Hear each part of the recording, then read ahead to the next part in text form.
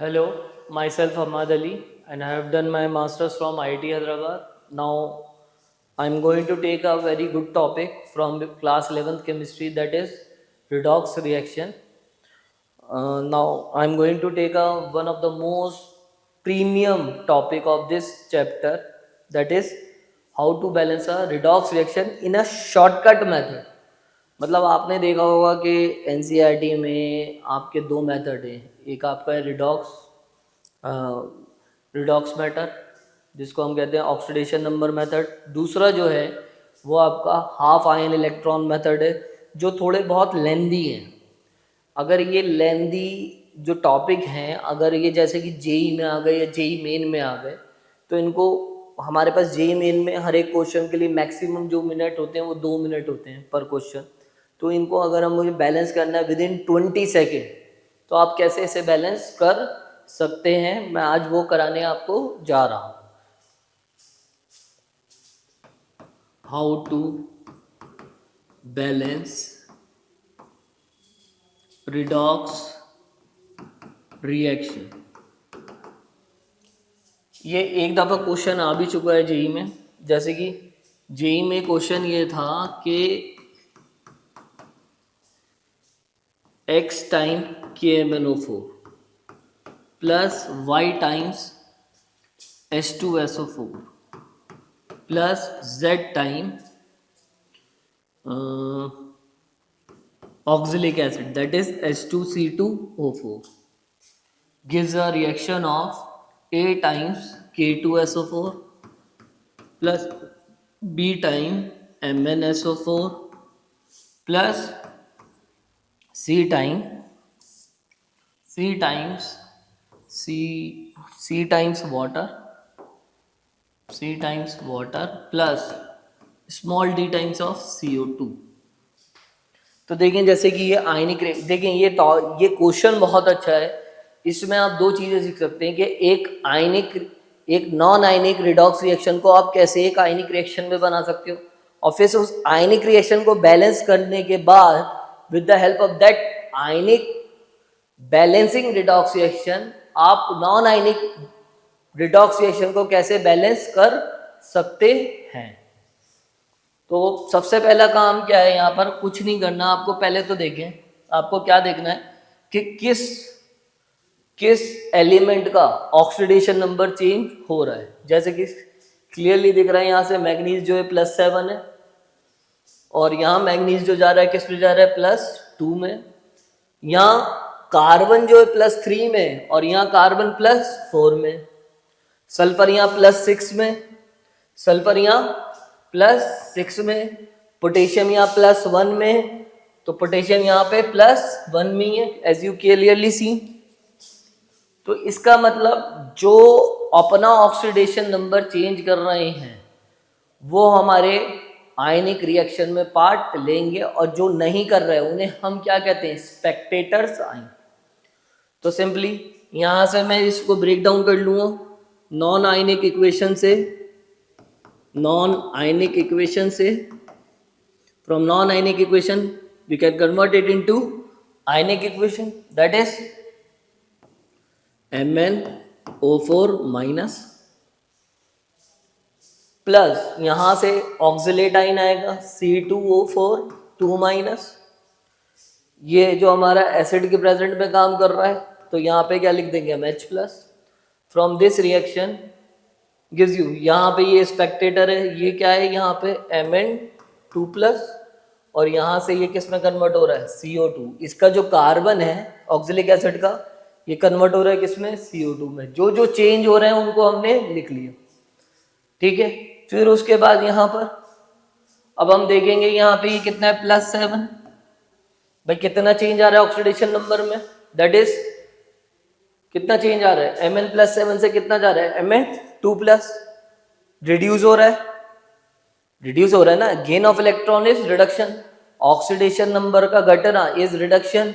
या ऐसे देख लें कि +7 से +2 चार्ज आ रहा है, यानी कि अपना पॉजिटिव चार्ज घटा रहा है।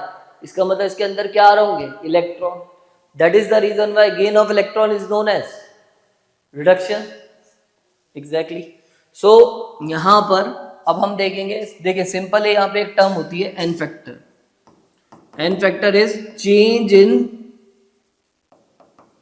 Oxidation number of a molecule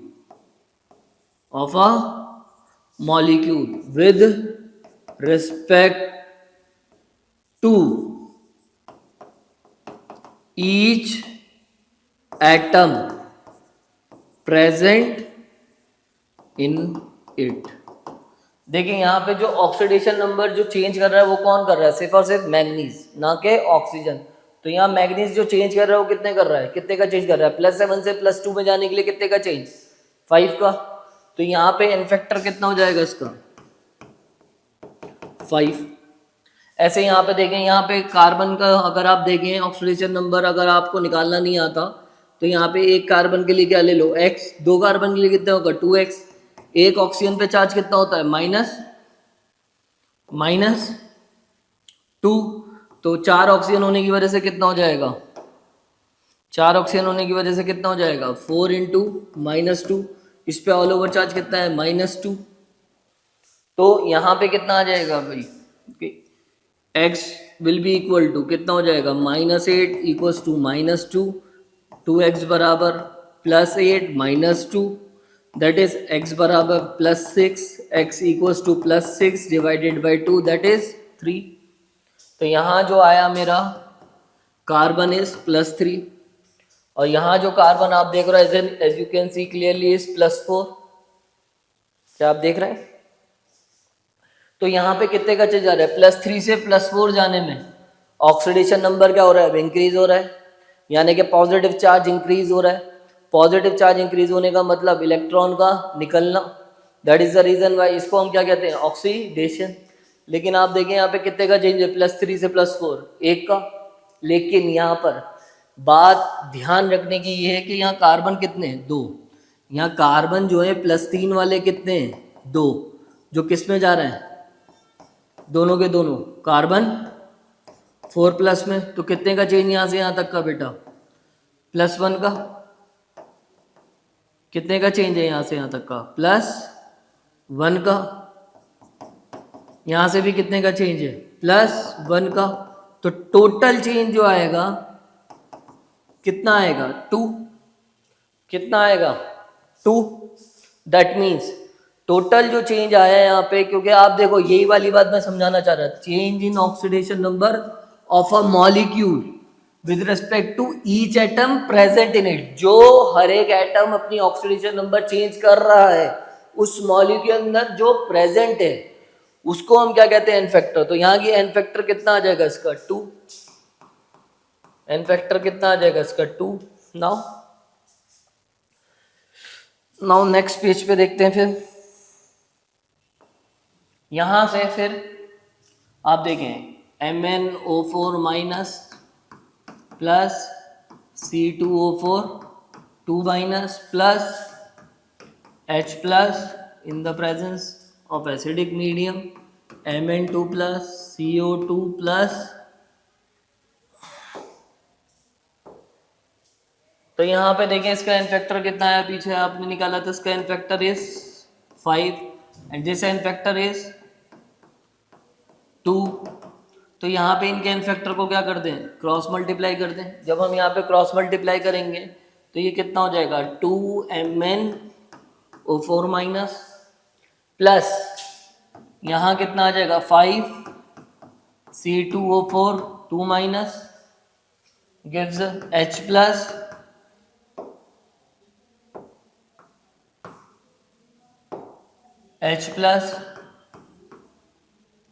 Mn2 plus CO2. जैसे ही आपने इनके इन फैक्टर को क्रॉस मल्टीप्लाई करा, अब जितने भी रिएक्शन में आयनिक रिडॉक्स रिएक्शन में ऑक्सीजन और हाइड्रोजन को छोड़ के एटम सेंट्रल एटम है उन्हें आप क्या करो? बैलेंस. यहाँ कितने मैग्नीज हैं? 2. यहाँ कितना है? 1. तो यहाँ किससे मल्टीप्लाई कर दो? 2 से. यहाँ कितने कार्बन है? 10. 5 इंटू 2 इज 10. यहाँ कितना है? 1. तो यहाँ किससे मल्टीप्लाई कर दो? 10 से. देन यहाँ पे अब क्या बचा? थर्ड स्टेप ये है कि यहाँ पर आपको क्या करना है कि यहाँ ऑक्सीजन कितने 2 इंटू 4 दैट इज 8.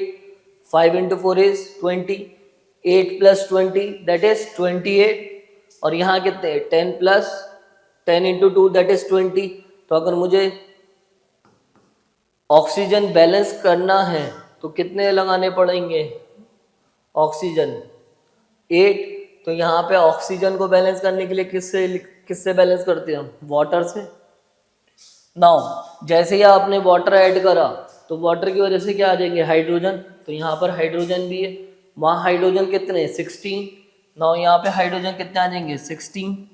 बताएं क्लियर है यहाँ तक, जिससे यहाँ पर आपका रिएक्शन तो बैलेंस हो गया। देखें यहाँ मैंगनीज भी कितने 2, यहाँ मैंगनीज कितने 2, कार्बन कितने 10, यहाँ पे भी कितने हुए 10, ऑक्सीजन कितने टोटल यहाँ 28, यहाँ कितने हो गए 10 plus 10 into 2 20, 8 into 1 is 8 that is 20 plus 8 is 28। Hydrogen कितने यहाँ 16, यहाँ कितने 16।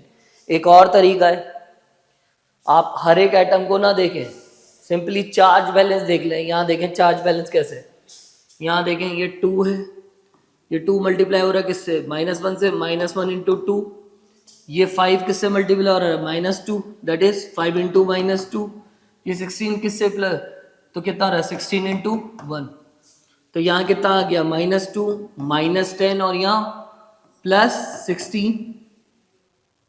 तो यहाँ टोटल नेट चार्ज कितना बचा बच्चों, टोटल नेट चार्ज इज कितना है प्लस का 4।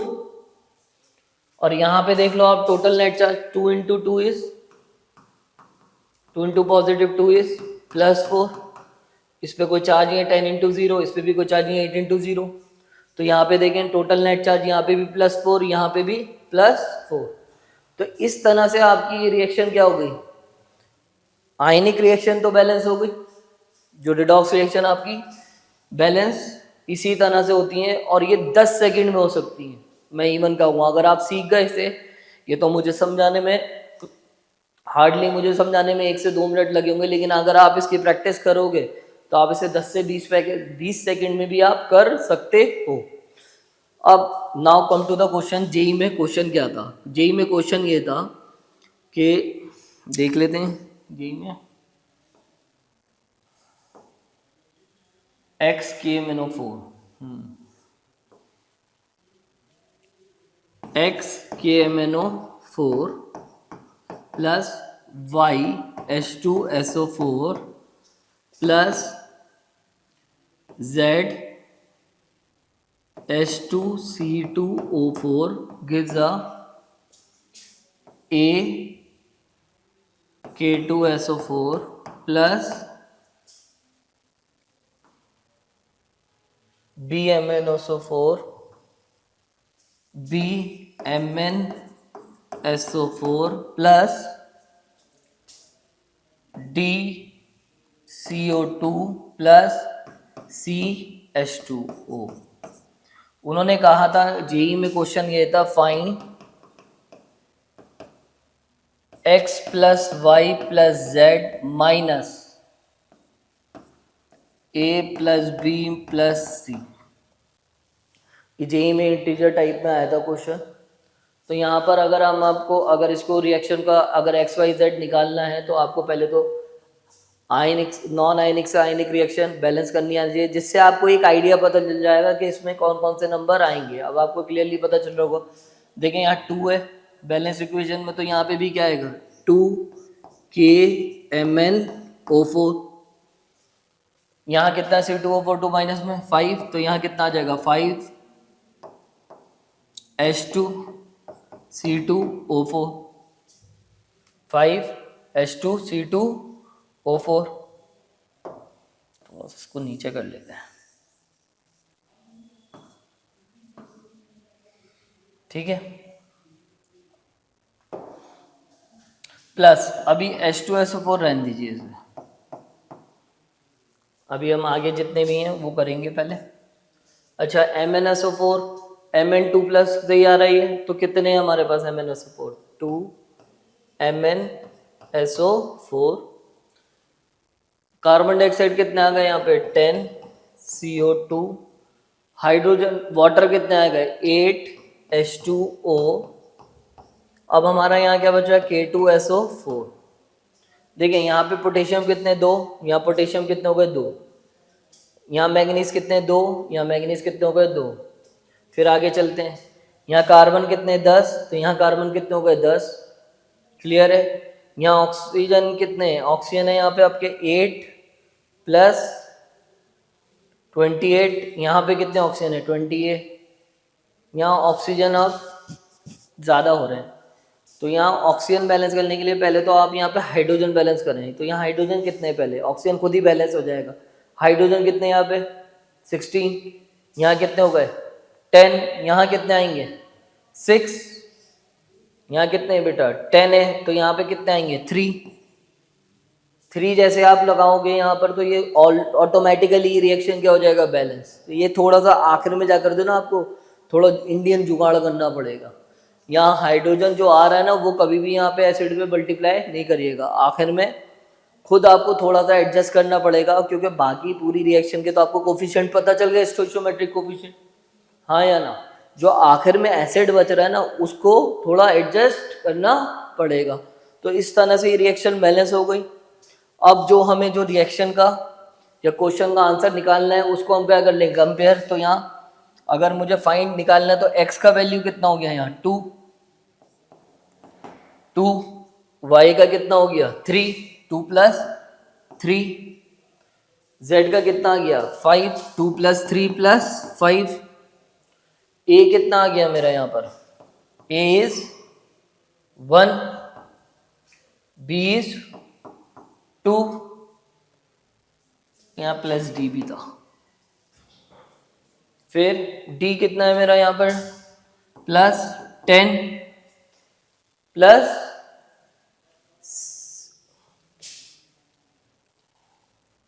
8, that is 1 plus 2 plus 10 plus 8। तो यहाँ पर ये कितना हो गया 10 minus 8 plus 10, that is minus 21, that is answer is -3। It's answer is -3। तो ये हमारा एक टॉपिक था जिससे जेई में मोस्ट कॉमनली क्वेश्चन आते हैं, और इसमें सीबीएसई में भी आते हैं, आपके स्कूल्स में भी आते हैं। वो ये आते हैं कि आपको किस तरह से एक रिएक्शन बैलेंस करनी आनी चाहिए, दूसरा रिडॉक्स रिएक्शन कैसे बैलेंस करते हैं। बहुत सारे एजुकेशनल इंस्टीट्यूट में हमेशा जो रिडॉक्स रिएक्शन पढ़ाया जाता है, वो ऐसे पढ़ाया जाता है कि भाई आपको आयनिक रिडॉक्स रिएक्शन दे दिया जाता है, उसको आपको बैलेंस करना सिखाया जाता है। लेकिन मोस्ट ऑफ द टाइम जो है जेई में क्वेश्चन जो आते हैं वो आयनिक रिडॉक्स रिएक्शन ना, अगर अब नॉन आयनिक रिडॉक्स रिएक्शन आ रही है, जिसकी वजह से बच्चों को थोड़ा बहुत प्रॉब्लम हो रहा है इससे लेकर, तो ये भी आपको प्रैक्टिस करनी चाहिए कि नॉन आयनिक रिडॉक्स रिएक्शन को कैसे आयनिक रिडॉक्स रिएक्शन से बैलेंस करने के बाद आप उसकी हेल्प से एक नॉन आयनिक रिडॉक्स रिएक्शन को आप बैलेंस कर सकते हैं। होप आपको ये टॉपिक बहुत अच्छी तरह से समझ आ गया होगा। All the best for your exam.